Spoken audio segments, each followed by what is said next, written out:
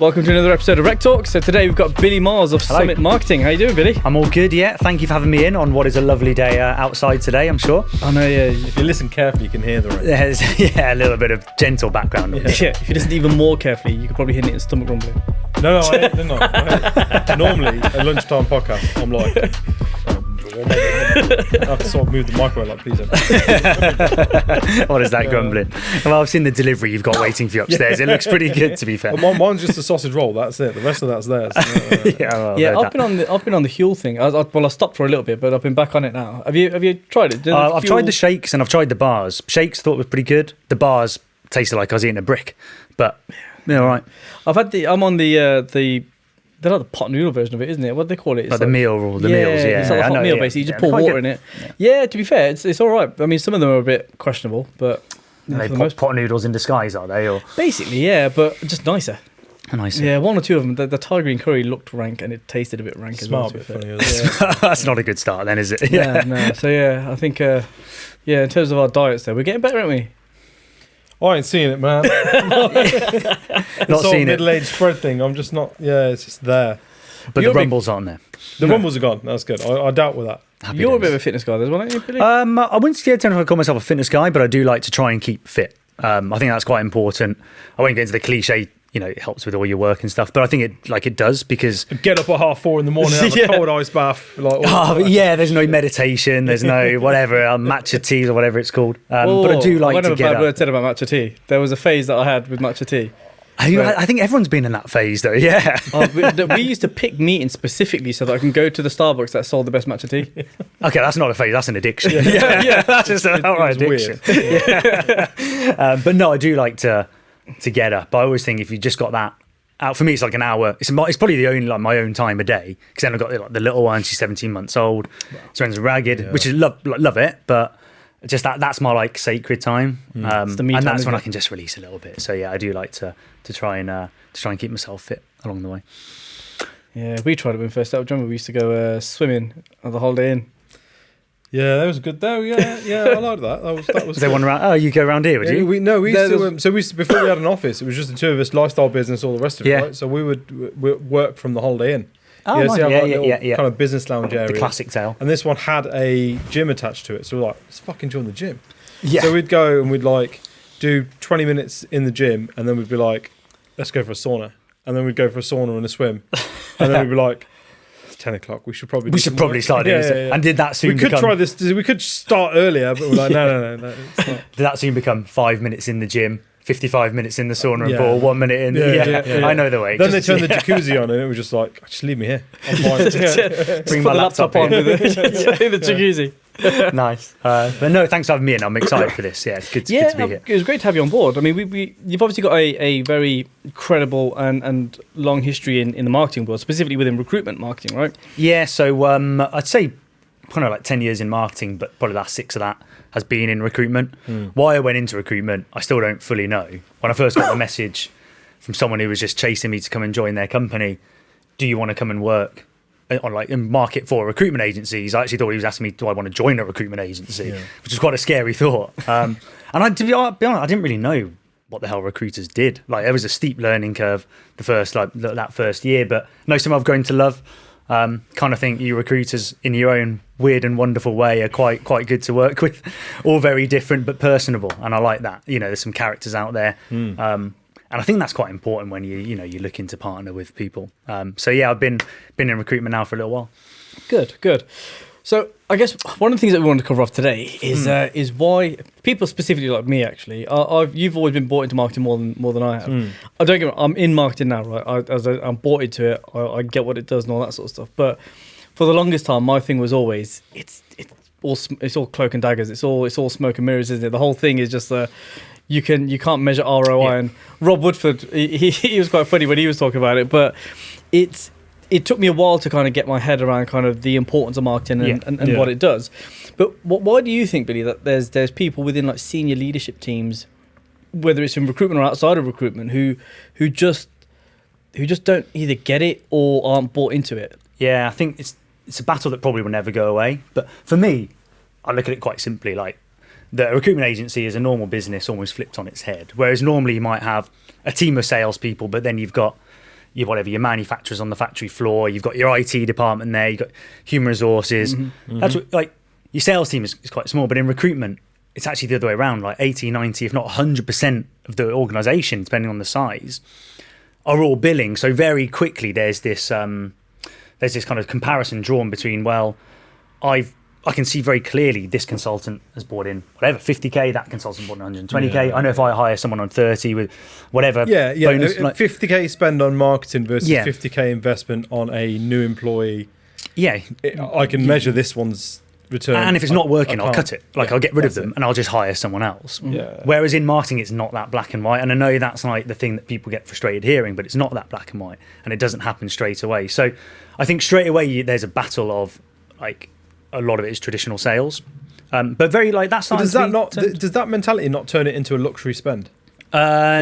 Is that like, you know, just having that mentality? Is that not just on marketing's a nice to have? I think it depends on what your plan is with the business, with your recruitment agency. If you want your recruitment agency, yeah, fair play to be a lifestyle business. Maybe do scale up a little bit, but ultimately, like, make you good enough money, you'll be comfortable, but you don't want to get massive. Like, fine, like you might even need marketing. Maybe just put some posts out because people like to do that. But if you do want to scale up, depends which way you want to do it. You can scale up just by hiring people, and who wants to do that too much anymore with like the way the markets are going. And like good talent is hard to find. Yeah, Good recruiters are gold Yeah. dust right now, especially senior ones. Then marketing can help just make it a more scalable way because you can start warming up a passive audience ready to be sold to. So then the team you've got internally are working as hard as they can and actually over producing in a way versus if there was no marketing there. Does that make sense? You see what I mean? So it depends probably what you want. I think it's potentially a luxury if all you want to do is just keep your business at the size it is. Because you probably don't invest too much in it, to be honest with you, because what's your real goal? Is it vanity just to look good? But if you do want to start leveling up a bit, that's what people look at. If you want to exit the business, your brand is going to come into it. Obviously, the numbers people want to look at most importantly, but what's your database like? What's the brand feel like? You know, what's the perception? And, you know, most people want to knock their competition out of the water as well. And again, most of the competition will probably be marketing if they're a bit switched on in this day and age. Yeah. Okay, fair enough. Well, you touched on brand. I mean, brand equity is quite important, right? Even for smaller scaling businesses. Yeah. It seems like the market's shifted from, as you said, growth was headcount. Yeah. I'm an agency that's got 15 heads, so I'm doing well versus this agency over there that's got 5 heads. But Yeah. actually, we had some stats brought in not long ago on it was Bobby Russell's podcast, Okay. where it was intriguing to see that actually the bulk of recruitment businesses in the UK are sub 5 headcount. Yeah. So it's not even Yeah. the case that the market's flooded with businesses with tons of staff anymore. Actually, the ones that are surviving, growing and doing well are lower on the headcount front, but actually have got a lot of brand equity. Yeah. And people kind of know who they are, whether that's localized or kind of within that specific niche. Yeah, I think, yeah, you're right. And I think, so, like, it's easy now to do marketing. So these smaller companies, it's easier to go and build up a big brand for yourself. Like, if you get a good following on LinkedIn, then you're probably going to be better known than most of the bigger organizations in your field, just because 99% of people use LinkedIn, 90% of people use LinkedIn. So there's like a cheaper and easier way to go and produce content on a mass scale. Couple that with things like Canva and all the usual software that exists out there to slice and dice things and repurpose it and to push it out, and podcasts, which, you know, you need a camera, some microphones, and it can go out to a wide audience. Like, actually, sub 5 people businesses can be pumping out a hell of a lot. So people, like, it's easier to get a bigger name than perhaps you would have been able to get 20, 30 years ago without having, you know, You've got to didn't have your that finger on the spend. pulse, though, right? In terms, you got to know what to do, because that sounds all really Yeah, it simple. does sound simple, yeah. You know what I mean? Oh yeah, just whack out a bit of content. Just get on LinkedIn, find 100,000 followers. You'll be sweet. It'll be no problem at all. But even doing that is difficult, and I think sometimes there's a lot of myths in that kind of marketing space. Of like, you do these things and everything will be fine. Yeah, a lot of myths in marketing and a lot of myths in recruitment marketing as well, because the sell is so obvious. It's do this and you will get 20 leads a month. But just because someone's got that doesn't mean you can get it. But yeah, it does need, you need to know how to connect the dots, but also you need a hell of a lot of patience. That's something we'll probably touch on a little bit today. Patience in marketing and recruitment marketing, like, and I suppose that's something you consistency as well, isn't it? That's quite important as well.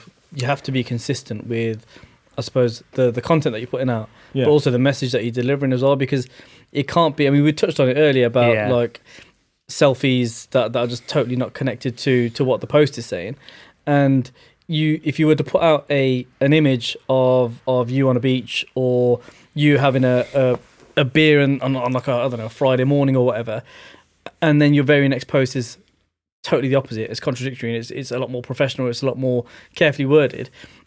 For me, that would look like it's not very consistent with the message that you're delivering. Yeah, well, it's brand positioning, isn't it? It's kind of what you're touching on, and whether that's your personal, like your individual profile on LinkedIn. Like, if you do want to be known as someone, and you're quite proud of it, who loads of holidays, like loves going fine, like stick to that. That's cool. If that's authentic to you, that's absolutely fine. Then with the business, it's about what do you want your business voice to be? Yeah. And you're right, if you're producing content that's like a bit slangy over here, or putting out something that's a bit different over here, very professional here, really edgy content that day. Well, this day we do jokes. Yeah, memes. Then that's going to cause the confusion, because that's probably where continuity is missing. Then brand consistency, brand continuity. That's not just in the words, but in the look and feel as well. So that's probably where that comes in. I think you're kind of touching on what do we want to be known as and why. Like, track that back to what do people actually want to hear. So why is that important then? If I'm a 5-person recruitment business, right, and I'm now in a position where I'm like, right, I need to focus on my marketing. Historically, I, as the business owner, have just put out all the posts, and my posts generally have been, I'm recruiting for this role. This is what I'm after. Reach out to my consultant here who's handling that role. Because that's what it used to be, right? Or, hey, I've got this really great candidate. Yeah, I've got this really great candidate. Yeah. This is what they're doing. Who wants them? Expecting like a flood of clients to be like, oh my God, where do I queue up? Right? It doesn't work like that. Yeah. Candidate of the week. And all of that sort of shite. Candidate of the week. You don't see too much of that now, do you? But that died a quick death. Bring back a campaign. Yeah, Jesus. You probably still see it. It's probably sad. And I think it's... You got that candidate of the week still available. I've seen your post. Fantastic. Yeah. You know what, though? Like, let that carry on a little bit. But what it needs to be tempered by and diluted by is, like, people... The buying habits have changed of people now. So, like, it's not like if you're selling a big service for a few K plus, it's not like someone's going into a shop and they're just spontaneously buying a Mars bar that you can just shove in front of them and go, 50 pence. Like, people are considered now. There's so much information online, LinkedIn, blogs, websites, podcasts, everything else, email marketing that people are getting, that people can be a bit more considered with it. And if you think, why is it important to build up a brand and to educate people and to not just only put out salesy messaging, it's because probably only 5%. I'll ask you now, like, within your own clients, how many of them within your target market, how many would be ready to buy like right now, or like to recruit today? Yeah, probably like 5%, 2%, 3%, like, somewhere in between that. Yeah. So if all you're doing is putting out salesy messaging, it's raising some awareness, but it's also probably pissing people off a bit. But you're also just relying on like a bit of luck and timing. That's such a key point. Like, I'll put a post out literally the other day going, my LinkedIn feed is just full of salesy messages. Yeah. Buy my shit, buy my shit, buy my shit. Here's what I do, buy my shit. Look at this really cute dog, buy my shit. Yeah. And it's like, it's just turned into an advertising platform. Like, that's all people are doing is just selling to each other. Yeah, they start, and I think they're selling to each other in a market that isn't buying. That no one's buying. Yeah. So those business networking events would go to. Yeah, like, everybody's there to sell their shit, but nobody's there to buy. No one's buying it. Yeah. And it comes down to trust. You would rather build up a bit of trust with someone, an individual, first before making quite a considered buy. And so you think brand positioning then, and kind of talking about what makes you edgy or what makes you professional or whatever, that message being delivered then to your target audience, that's more important than you think the salesy messages of, look, this is what we're flogging. But then there's a misconception. Don't go too far on that. Like, sometimes there's a misconception. Actually, don't put sales content out. But actually, you do. There's still a place for it, because let's face it, some people are ready to buy, and you do sometimes need to go and just grab. You can lay the traps, but you do need to still go and like bring the animal home from the trap. And that's probably where is that marketing's job though.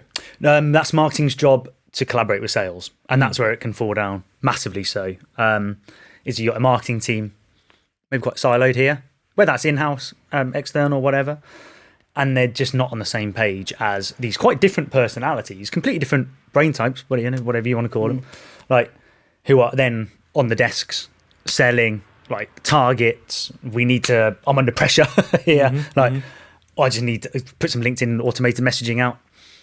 and then they're suddenly being told by marketing, "Oh, we just put a blog out there," or someone's downloaded a e-guide. We think you should probably reach out to them. They're going to go away. Like I've got my CEO breathing down my neck here. Whereas if you bring them in early and you agree the campaign and the triggers together, so that then you go, right, this person's come in, they're the right business size, right region, right job seniority. They've made these different touch points. Now you go out and speak to them, and here's that testimonial video you asked for last week. They're going to go out and they'll bring them in. So does that, you see what I mean? It's like it isn't marketing job, it's marketing and sales job. And that job doesn't start when there's potentially an engaged contact there. It starts actually at the very start of the campaign planning. That's where it goes wrong. It's too late often. Do you know where I think marketing have got a bad rap? And actually where I think it should be looked at in a different way. So do you know how, like, in and I'm going to go to accounting and finance now because that's kind of my bread and butter, right? But in accounting and finance, you have accounts receivables, right? So you've got, within accounts receivables, you have all the money that's coming into your business, right? So that's invoices going out, everything that comes into your business. So there's, within accounts receivables, there's lots of different layers.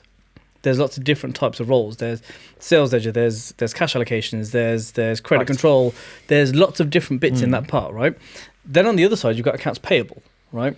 Which is just money being paid out, right? So everything that's from when a business decides to buy something to when they actually pay for it, that entire journey forms accounts payable, right? And I think the problem we've had is that marketing has never sat in that box with sales. It's only ever been, marketing has been almost its own department, as opposed to they should always combine it, like have a word for sales and marketing combined. Yeah, do you know what I mean? So that the message is clear for every person within that department. You guys are responsible for revenue coming into our business. You as a marketing team, you as a sales team. Yeah, almost like a revenue team. Yeah. You know what I mean? I think there's like buzzwords like sales enablement is typically the two. But you guys are revenue. You should be working together. Yeah, I found that's a really fair point, because I mean, you started to see this shift of, like, taking recruitment as an example, of consultants starting to build their personal brand. Yeah. That's marketing. Yeah, it's branding. That's salespeople adopting marketing, accepting and acknowledging that actually I need to have a brand image behind me. I need my prospects to understand who I am, what I'm about, what I do, how I can help them. But actually, I'm a person kind of behind that. You're marketing yourself, because you don't do it on a sales call. No. I'm never going to ring you up and be like, "Oh, hey, it's Nitin from Michael Sharma Group. I went golf this morning, and I like going to holiday to Spain, and I've got a dog, and I've got and 6 rabbits and a cat." And you just don't do that, do you? You're the owner of a zoo. Dr. Doolittle's on the phone. It's quite cool. I'd take it. You don't do that. That's what personal branding is, right? On LinkedIn, you get to show everybody, hey, here's a little bit about me and all that sort of. But I think that's because those who do it understand the why behind it. They're not doing it just to put. So maybe some of them do just like some of them are directed to, but I think generally, but they understand why they're doing behind it, right? But that's a perfect example of sales and marketing kind of ideology meshing together. But what I think what sometimes is lacking is marketing don't always use the sales ideology, right? With campaigns and stuff that will be out there, and there's sometimes campaigns that go out, and I'm kind of like, historically as well, or I'll look at it and think, well, what was the point in this? Like, who's benefiting with this campaign? Is this just a brand awareness thing? Like, is it just noise? What's Are we just making noise? Yeah, exactly. But I think as well, like, to defend the marketeers, especially in recruitment, like, sometimes they're put in that box, like, they are treated like, they're not treated badly, but they're treated like they're an internal marketeer, an afterthought, potentially a year or two out of uni. They haven't got the experience, but also they're like, okay, let's go over here and just, the CEO can be a bit, let's go and do a social post on this. Oh, I've got a great idea. Can you come and film me downstairs? Like, but actually they're not like, not to touch too close. Right, that's the story that we have to explore. No, but do you know, like, sometimes they Day 2, I was asked to film my boss. Boss just stood there in the middle like this, like, get the camera, Billy. Makes a great video, but why? What are we doing with it? But no, I think sometimes they're like, maybe they're put out the way a bit, and they're not bought into it enough, or they're not treated In the right way? I'm in that box. 100% I'm in that box. Not so much now, but definitely in that box. Now I'm very proactive with our marketing team. So like with Nathan or with BB, I'll say, listen, we need to do this. This is what I think would be a really good idea. It'd be really funny for us to show this. And I'm having to get on them and saying, right, I'll give you the idea. You guys just run with it. Just put something together, put the content out there, and then let's see what comes up of it. Yeah. So I'm in that box now, but that's only because I understand it better. And we off camera we touched on it before. We were at Michael Page, right? Big FTSE listed, massive corporate, right? And I couldn't even name you any of the PPC guys, the SEO guys, any of the marketing guys. I couldn't name a single one of them, and they wouldn't be able to name me.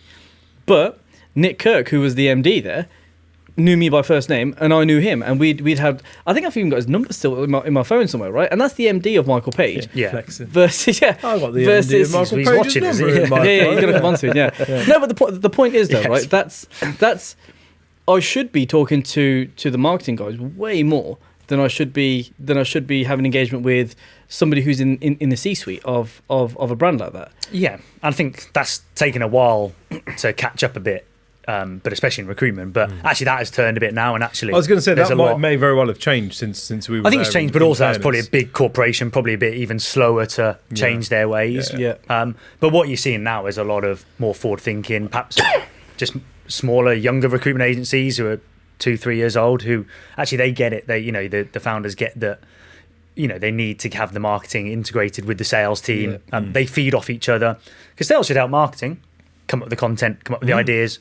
Go and hunt the leads down. And marketing should help sales. Fuel the fire. Here's some great content. Go and sell to that person over there who we've just hooked in on a webinar. Yeah, here's some strong leads. Yeah, here's some strong leads who they're not ready to buy right now, but they might be in a couple of weeks. Like, go and do your job now. And go back to your sort of traps and actually getting there. And all. Really, it should be marketing that should be setting the traps and then saying to sales, right, I think we've got one. Go and have a look at it, or there's somebody lurking around there, so let's make that happen. Yeah, exactly. Yeah, it's like if you're going to buy a pair of trainers and someone can see, if you walk into a shop, probably straight away you're not going to be harassed by the salesperson, the assistant. You imagine that's like your recruiter, the salesperson. But when they can see you're picking up a few you're doing your shop. Maybe you've been in there for a few minutes. Maybe you look a bit worked. It's got confused. them off the street. It's got them in your shop, and then you're looking at this, going, "Oh, I like this." They just sometimes just need that extra reeling in before maybe you go to the other shoe shop, the other trainer shop down the road to do a bit of window shopping. There's a chance there to hook them in. I think you just got to know when are those triggers so that you're not that first date who's a bit too over keen. We've probably all been there, but but also you're not too standoffish. Yeah. Too cool, way too cool. Way too cool. Are they interested? Something like another advert's popped up. I'll go click on that and I'm gone. Yeah, I think you've touched on a really kind of interesting point there, because actually I think if you look at kind of marketing as working in collaboration with sales, you almost want to have them in a situation where they're the warm-up act effectively, aren't they? If you think about if you to go to a stand-up show or something like that, you have kind of your warm-up act who are getting the crowd laughing, getting them in the mood for that kind of that part of their life where they're like, right, I'm going to be here to laugh my ass off for the next hour or whatever, right? And you normally have the warm-up act, the one that's going to come in and kind of get them all geared up, get them in the right mind frame, and then the main act comes on and knocks it out of the park, right? Yeah. And I think that's kind of where the sales and marketing relationship needs to be really effective, is that the marketing guys have to just get the audience to get into that buying mentality, get into that buying zone. Once they're there, sales team comes in and just reels them in. And then there's the forgotten part often as well, which is like, cool, we got some leads or whatever, we've maybe converted a few, but how do you nurture these over time? Especially in recruitment, they might, especially if it's more like contingent, make a placement or two here or there. Short-term mentality. Yeah, short-term and it's gone. Yeah. So like, what are you doing with those people for the next 2, 3, 4, 5, 6 months? Because you need to stay salient with them. And sure, you can put LinkedIn posts out, but what else? You've got their data. How often are the sales team or who's going to reach out to them every now and again to check in? We talked about earlier, if you could see that someone was showing an interest on your website, who's feeding that information in? It's almost like that, the classic way, the delight phase, but it's just good communication. What do you do with it? Because the classic thing with that can happen is you pump your CRM loads of money into building up these huge CRMs, which a lot of agencies are really proud of and protective of, rightfully so. But every time they need to go and hunt a new candidate or try and win new leads, they just want new stuff. Yeah, just new stuff. When actually there's probably however many thousands, tens of thousands sitting in there, that with a small bit of common sense applied and a bit of a mechanism, you can maybe come and bring some of that in as well. So, Do you know, it's really funny you say that and use that as an example. And for those that are running agencies at the minute with CRMs flooded with candidates and clients, that absolutely is the first place to start. I mean, I can't remember how many jobs now, but the last few jobs that I remember working have all come off the back of me just reaching out to my CRM. Just putting a video out. But we filled recently as well. So me and Sean are now running recruitment desks again due to kind of headcount and the nature of where our business is heading. And I know for me and you, the last at least 3, maybe 4 jobs that we've filled were from candidates already on our database. Well, of course, we didn't need to go out to anywhere else no. and any of the job boards and stuff. Yeah, because the data's already there. The candidates are already Not there. to mention your LinkedIn data as well, right? So most people's LinkedIn should have relevant. I mean, if you're the sort of person that's just like machine gunning connections to everyone possible, then fine, it's not going to work. But if you've got a targeted, that was me. I got targeted to get up to 500 connections. So I was like. 10. Smoke coming off your keyboard. Had 50 new connections today. There we go. Are any of them relevant? Are they bollocks? But a vet over there. Yeah. But if you've got I don't know, like 500, 1,000, 10,000, whatever connections who are in marketing or recruitment agencies or whatever. Well, there's your database, right? You've got a database there. You've got a database on your CRM. And actually, the content that you're putting out in terms of your brand awareness should also attract second and third connections to come to you based on what you're putting out. And you can see where those are as well. Like, obviously, you can see all your connections, but you can also see the more important data. If we just stick it on LinkedIn for a minute, who's visited your profile in the last 24 hours, for example. It's funny the amount of people speak to who don't check that, but post quite regularly. It's like, there could be like some lapsed clients in there coming to see, they've seen a post. It isn't a sales one. It could just be about what you're up to now. Value or something. But they go, I forgot about that person. There's your conversation starter. That's what marketing, inbound leads, oversold. But that can happen. That's the holy grail, like we said, and that can come, but it takes time. It's a mythical creature, inbound leads. I think it's a bit of a term that us marketers are guilty of overselling. I'll tell you, I will bet the house on this. At least 80% of the people watching this who run recruitment agencies or work in a recruitment agency, if you had an inbound lead and it's, I'm a client and I'm recruiting for X, Y, or Z, the very first thing that goes through that consultant's head is, this is a competitor. This is a competitor. Someone's having me on. Is it? Is that the mindset? Someone's having a laugh at it. There's no fucking way. We may or may not have had that. Fuck it, we did. We had that situation. So we had it where we left. We left our recruitment agency, and I won't name who it is, but we posted on our website, and a very prominent senior figure in that business. Yeah. And when we say senior, we're talking sort of like director level. Top here. Yeah. Messaged us on our website chat, asked us about information on that particular vacancy. Yeah. Except her email address came up on there, which was the agency email address. A bit of a giveaway then, isn't it? Yeah. So it does happen. It is one of those things that tends to happen. But no, inbound happens. But I think people maybe can go into marketing. The expectation can be too much on inbound, and forgetting that actually, what marketing is doing along the way is it's warming people up for a conversation. It's like you said, getting the room ready. Yeah. And sometimes that's forgotten and people want to jump straight from we're doing marketing to the very end, which is we got inbound leads, which is maybe a load of laughter. To use your analogy, maybe like a load of people laughing, but actually there's opportunities in the meantime in the CRM on people already visiting your LinkedIn. If you're doing email marketing, you can see who's engaged with X amount of emails or on LinkedIn, who are your recent connections who you want to connect with. If you've done a great webinar, which a lot of recruitment agencies do, capturing the data, what's your follow-up to them? Is there such a thing as a good webinar? I don't know, you tell me. Fucking awful. I'm sure a lot of them are sales. Okay, here's another thing. That's a lot of it is just sales content, isn't it, in disguise? But actually nowadays, what we talked through earlier, people want helpful content that helps them overcome their challenges, and that's where it can go wrong. Who do you want to target? What are they struggling with right now? What do they want to aspire to? People forget the emotional triggers, and that's what you got to think. There's a couple of issues for me with kind of what people that are focusing on inbound leads, right? First and foremost, let's stick with recruitment for a second, right? Yeah. And this applies to any business because every business is a sales business, irrespective of what you think you are or what you're not. You can be an accountancy practice, you're still gonna have to win clients. You still have to sell to them to win their business, right? Mm-hmm. So any business in the world is a sales business. But sticking with recruitment more specifically, based on 90% of them are generally going to be salespeople, you shouldn't want just inbound leads. If the holy grail is you get 20 inbound leads, that's great, but you should be striving for also 80 outbound leads. Yeah. Because you're in a sales world. Your business isn't going to come from inbound. You can do. No, you could. I mean, we're going to move on to like myth busting in a minute. But you could rank on the top of Google. Your email marketing campaigns could be shit hot. Your website could be shit hot. Your SEO is off the charts. Everything is perfect. You're still going to have to make an outbound call. You're still going to have to try and drum up business. Yeah. In this industry. Well, HubSpot themselves. So HubSpot are the biggest provider of like basically marketing technology. But they might have even come up with the phrase inbound marketing and the whole funnel of awareness, consideration, conversion, the delight phase that follows on, which makes sense.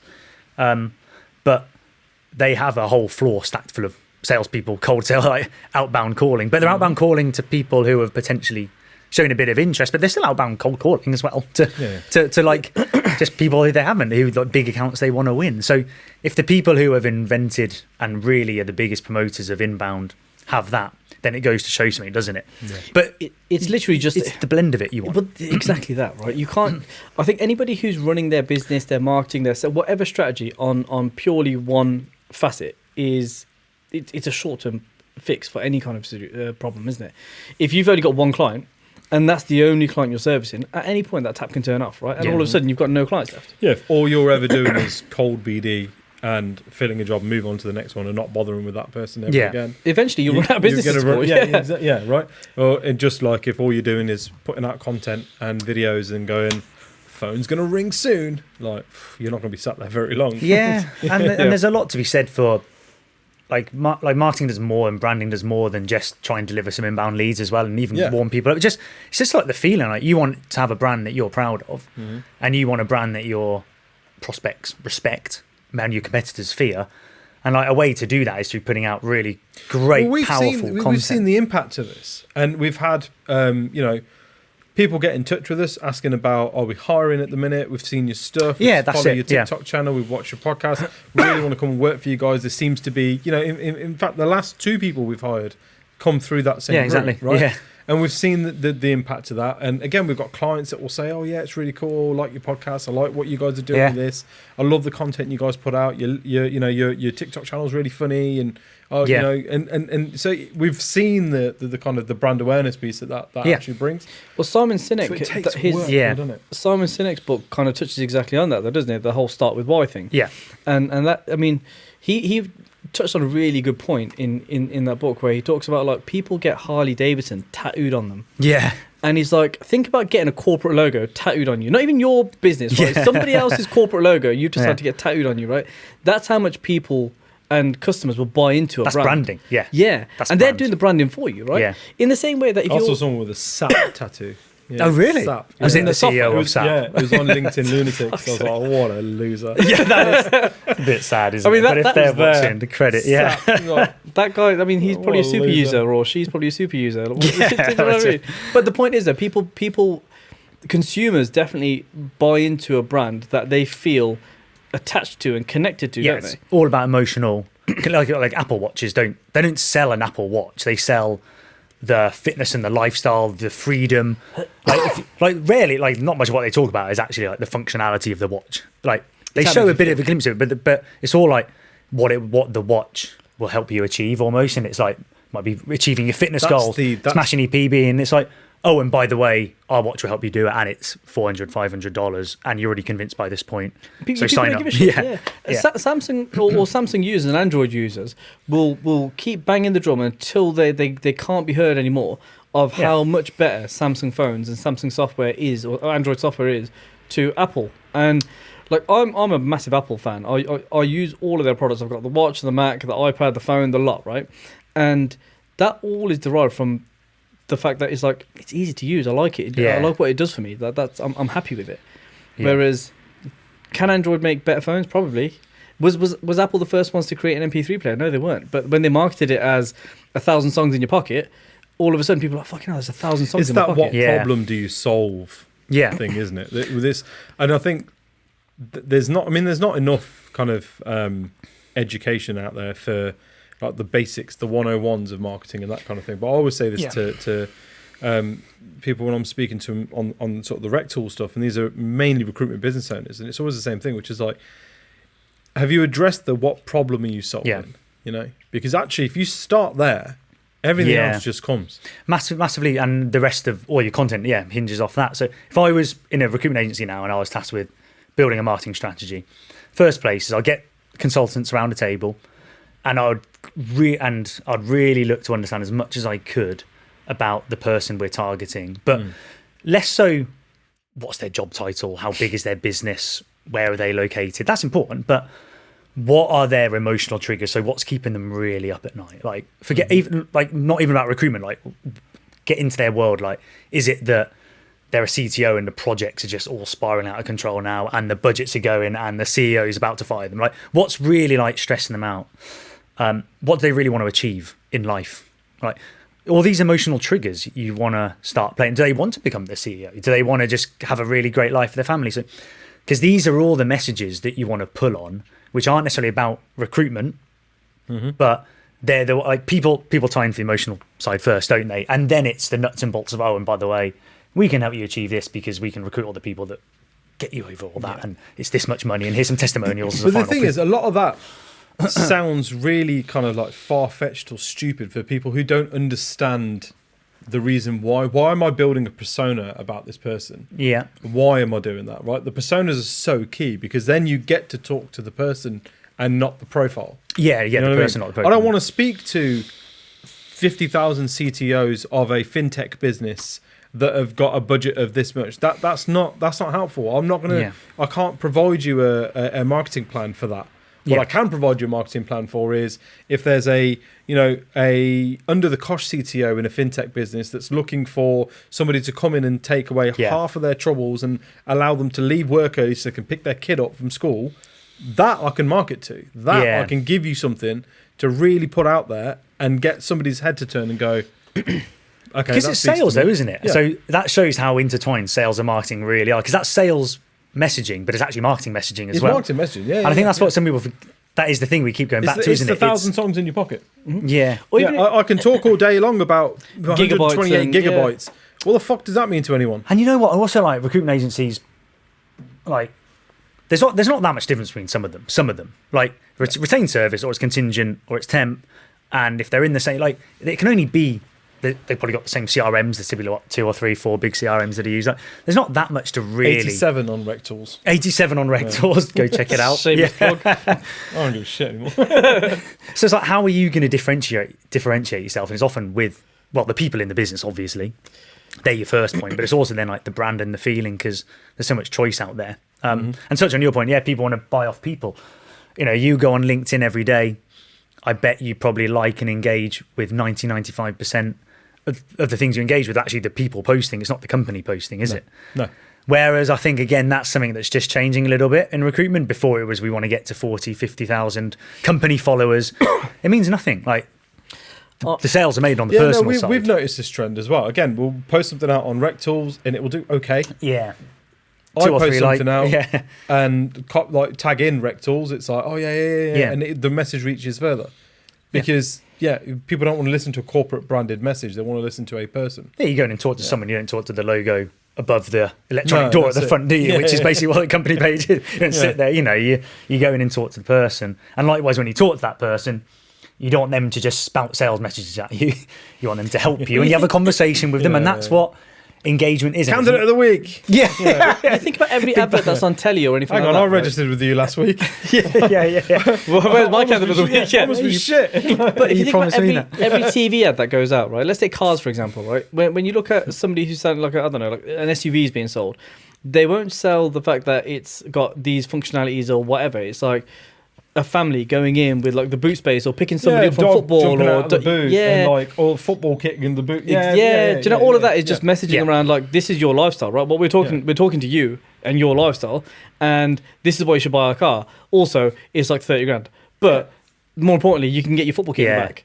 Yeah, what they're not doing is doing, 640 litre capacity boot. Yeah. Like, okay, what the fuck does that mean? That comes when you're Like, I don't convincing know. you go and do your follow-up research. And that's what like almost like your sales brochure is in recruitment. It's the nuts and bolts a little bit more. And that's the you've gotta hook it. justification. Justification of facts, yeah. So the psychology of sales, which applies to marketing too, is that people buy based on emotion. Yeah. They justify that decision to buy based on facts. Yeah. Yeah. So the facts are almost secondary. Yeah.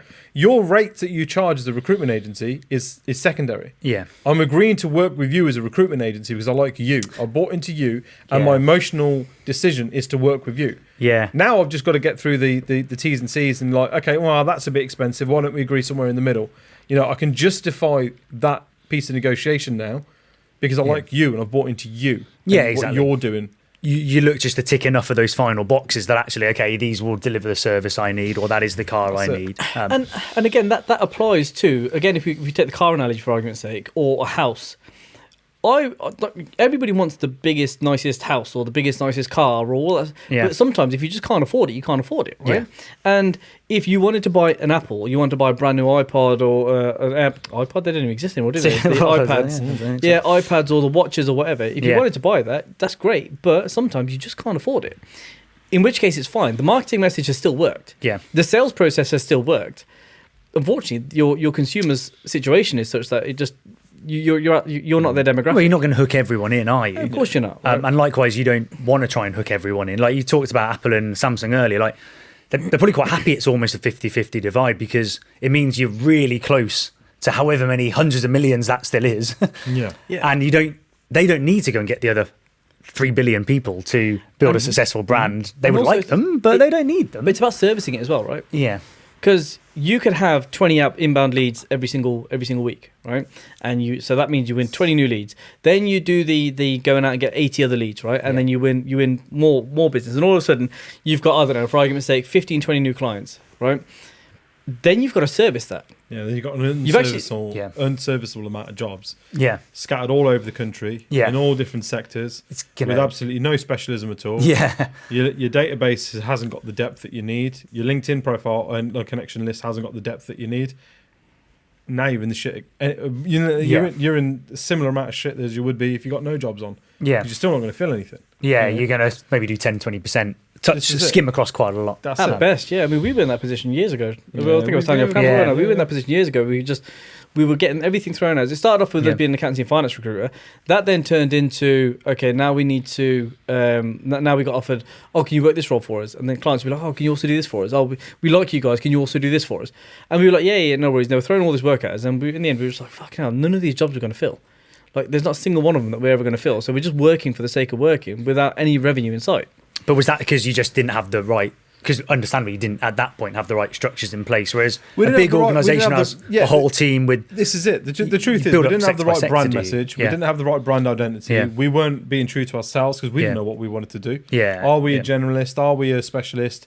If we are one and not the other, then none of the messages align. And we kind of live through that, and there's a lot of recruitment agencies that are in that similar position where, because we're salespeople, all we give a fuck about is that bottom line. I just want to fill.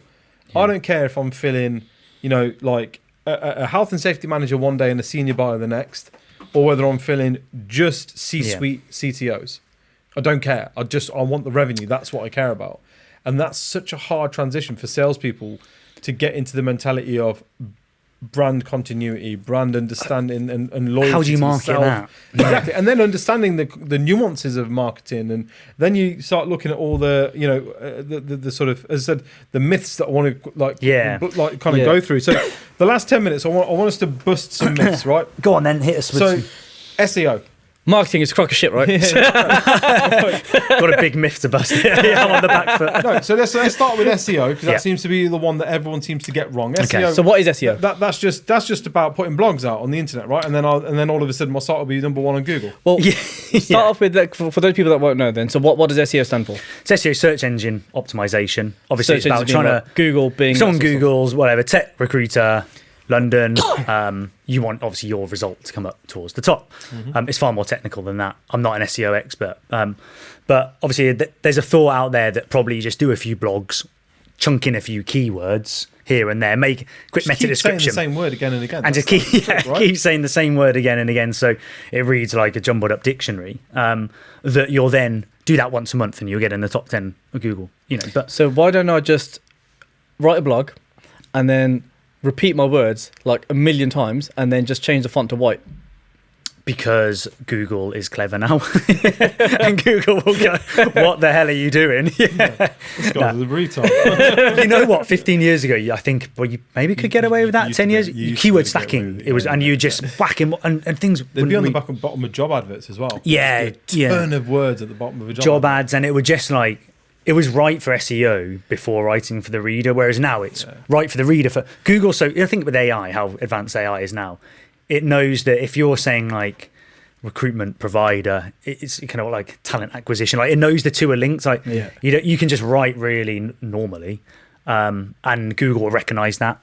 But if you really want, like, there's a misconception. You probably don't want to try and get on if you're small to medium sized recruitment agency. You don't want to try and get onto the top 10 of Google because you have to put out so much content so regularly that you either have to have a massive budget. Like you think if you compete with like Hayes, do you know what I mean? These are like people who've been around for a long time and just flooded it. You've got departments dedicated to this shit. So so as a small business, then as a 5-person recruitment team, or as a owner managed and kind of 1-person recruitment business, can I even get onto top page of Google? Yeah, you probably can. Yeah, I couldn't tell you the exact way to do that. You could probably get your website, and if you're quite specialist and niche in that area as well, there's certain like things you need to do on your website to give you that chance. But if you're not it's all about what keywords are you competing for. If you're competing for recruitment agency London, probably not, because imagine the competition, the competition for that. But if you were searching for something like a bit more niche, like mechanical engineering role, Northwest, like there's going to be less competition, so you could get it if you want to go more targeted. So think cleverly about it.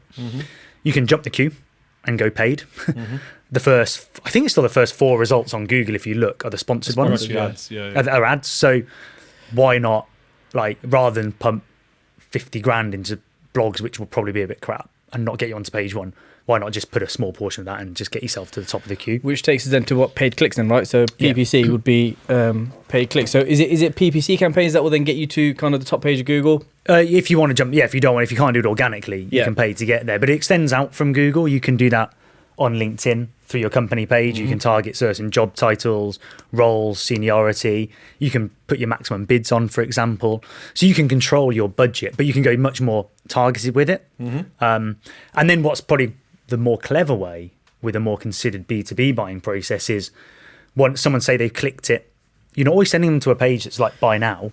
Maybe not even a demo request. It might just be a helpful bit of content, but you can capture them. You can follow them around, so you can then they can see your adverts the next time they're on Google. How many times have you maybe Banner ads. But how many times have you Googled something and then you notice that when you're on your Facebook later, or you're back on Google the next day?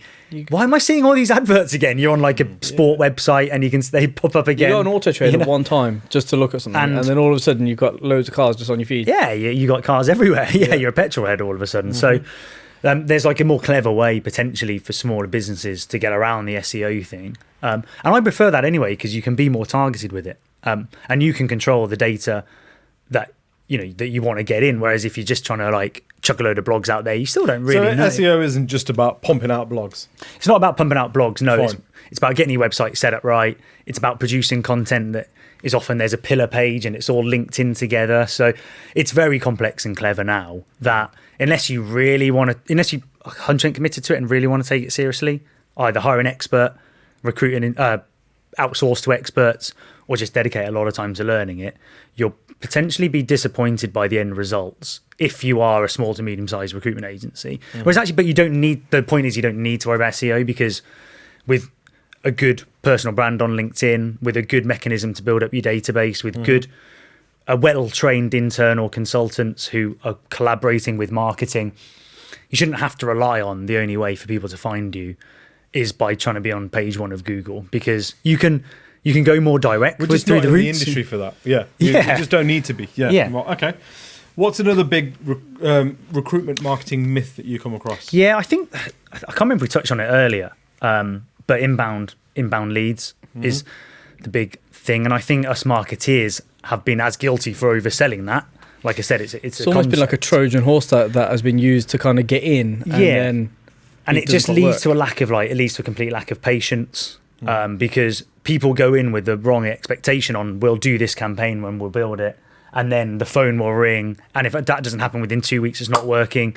CEO gets twitchy because they put a lot of money into it. It's their business. And then the campaign turns off or marketing's a failure. And then the next time they go into marketing, they're even less sure of it. And they give less of a budget and all. Yeah. So I do think there's that side to it as well. But inbound leads shouldn't be forgotten. They happen, but they should they come with great content. They come with great built campaigns. And that's the icing on the cake. And it sounds like that should be a byproduct of good marketing as opposed to the end goal. The focus. Right? That shouldn't be the focus. Yeah, exactly. It should be. It should be the byproduct of great marketing. That's a great way of putting it. And it can come after a bit of time as well. Because if you're doing your branding for the first time and you're putting out content for the first time, you got a fair few steps to do before you can even start. It's the sprinting before you're walking. So where are you in your journey? If you've actually got a really amazing database, you got a great brand, you got a big team who can all pump out content, then you can get there sooner. If you're a small business who haven't done much before, you're not going to get there overnight. Except that it's a journey. Yeah, except that it's a journey. So have some patience. And I think that's where I've seen it go wrong a lot of times before. And it isn't the fault of the recruitment agency or the CEO. It's just because of the messaging that's often put out there. But the CEO maybe the owners get a bit twitchy and things are drawn to a close. I think sooner. If the answer you're looking for is the phones to ring, then and you're looking for inbound inquiries, you're asking the wrong question. That's not the way. You know what I mean? So okay.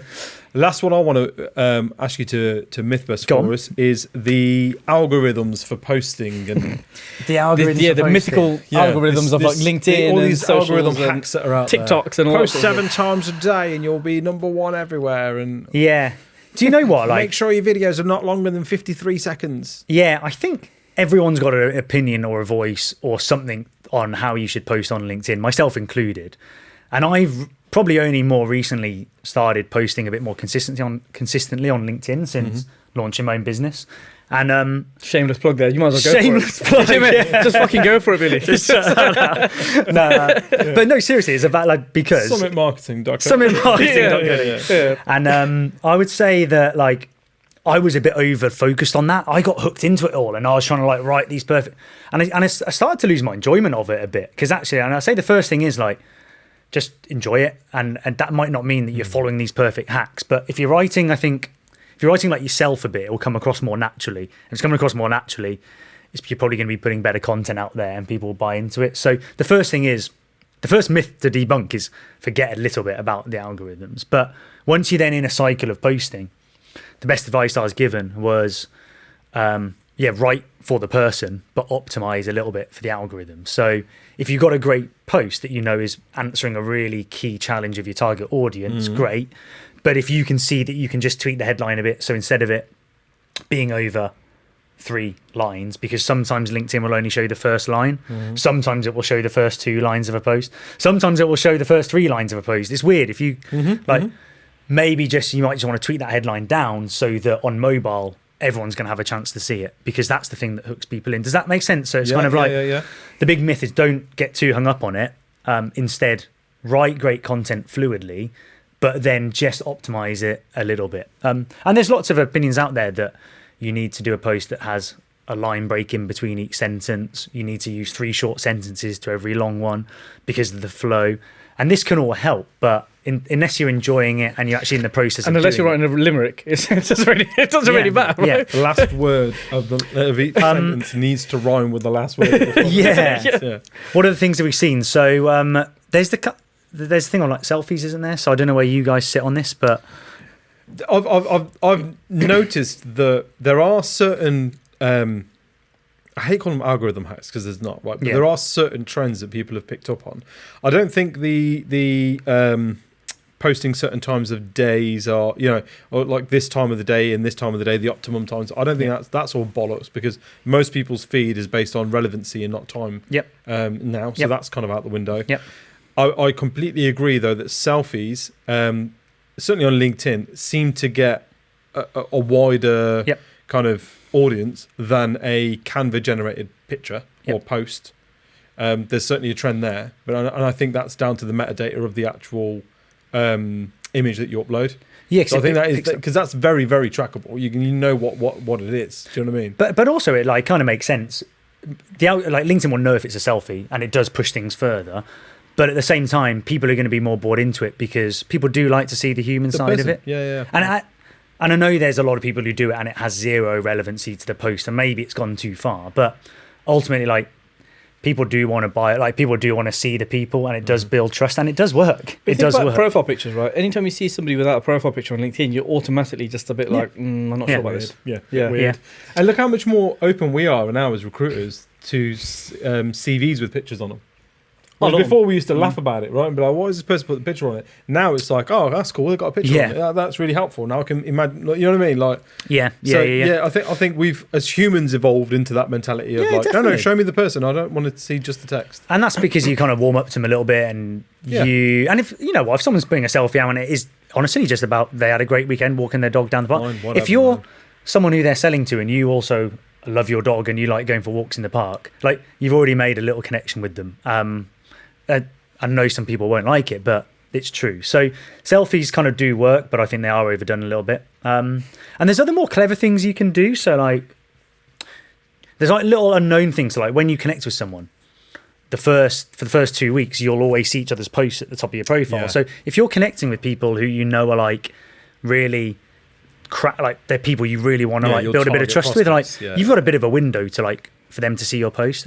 They might not like it, they might not engage with it, but they'll see it. So if it's something you're proud of, it hasn't always got to be salesy. It could just be offering helpful content. Oh, shit. Candidate of the week hasn't got to be candidate of the week. But it could be how I help this candidate of the week. Hey, Mr. FinTech CTO, look at my candidate of the week. You got a window, and likewise, if you've been DMing someone and they like LinkedIn looks okay, they've been DMing, they're very relevant. I think the more interaction you have with them, don't they? So because it can see, God, if they're talking, they obviously want to see each other's posts. So one of the ones that I wanted to cover off is content creation. Go on. So there's a myth about you just got to be pumping out 4, 5, 6 bits of content per day, all that sort of stuff, right? So there are people who ain't gonna have time for that, though, right? No. So how do you get around that, or is that even a myth that needs busting? Okay, so a lot of like the gurus will say post 2+ times. Like a lot of them post 2 times a day. Some of them post even more times a day. But of course, that's because that's what they're peddling a bit as well. They want to sell that as a service, post writing and ghost writing. But ultimately, like, you don't need to do that. Creating the demand for their product. I like it. Yeah. And you got time to post 7 times a day? Well, you need to be. And it can be like a unnecessary pressure on people to then feel like, not only do I have to post 2-3 times a day, but also I've got to try and get like 200 likes on my post, and I've got to try and get all these inbound leads off every post. But and also, what the fuck am I going to say 7 times a day to my LinkedIn audience? But no, LinkedIn's algorithm has changed very recently, and actually, like, it wants your post to have a bit more breathing room. It won't push the post as far as well. So like I think it's trying to turn the tide against potentially, or like limit the power potentially of people who are just like owning 90, like the 20% own 80%. Maybe just trying to temper that down a little bit. But again, I'm back to my first point on just if you're enjoying it and you're loving posting 2 times a day, post twice a day. And if it's helping people, great, do it. If you can post twice a week, and that's what you can commit to consistently for the next 3 months, only post twice a week. And if you can dial up in the meantime, great. So I think it's like, don't get too hung up on the algorithm. But if you can, like, learn a few little things and optimize a little bit as you go. Practice writing, use human language, don't use corporate jargony language. This isn't, you're not talking on behalf of like a big like a law firm. Like, speak like a human, like, cut sentences up, little spelling errors are okay, like, done is better than perfect, like, a more amateur iPhone picture is better than a polished studio picture because it's more authentic. Like, do those little things and learn some of that, but just enjoy it, because otherwise you'll do it for 2 weeks and you'll get sick of it. And then someone will say, why aren't you posting? And then you'll just be in a horrible cycle of, do you know what I mean? And that is the cycle, isn't it? So, final thing, understand the why, like understand why you're doing it. If you're just doing it because your boss has told you to post, probably not the reason. If you're doing it because it can help you to achieve your financial goals, or it can help you to get more likes because that's what you're really driven by, then find your why of you doing it. Because I used to try and do it just because I felt like I had to. And you're like, why am I doing this? It becomes an issue then. Yeah, it's a bit weird, isn't it? So find why you're doing it and make sure it's like a genuine reason that you believe in. Would be my final point on that. No, I appreciate that. Very nice. Well, I think that wraps us up quite Good. nicely. Do All you right. want to tell us how to get in touch with you, the services that you guys provide? Or say you guys, it's you. Yeah, so it's and the me. dog. So I'm Billy, kind of marketing consultant for the recruitment sector. I've been in this field for kind of the last 6 years. So if you need any marketing advice or support, then obviously direct message me on LinkedIn, or my website is summit-marketing.co.uk. Services I kind of pin my hat on are around the strategy. So really understanding that persona you want to target, the content that you want to be putting out, defining that strategy, how is it all connected with the sales team, whether that's on LinkedIn or the wider blogs, e-guides, etc. Potentially through to then managing that if that's something you want to go on with. So if you need any advice, hit me up. More than happy. Perfect. Sounds good, mate. Appreciate you taking the time Good. to stop back too. Thank you for very having much, me Billy. in, and we'll go enjoy the rain again.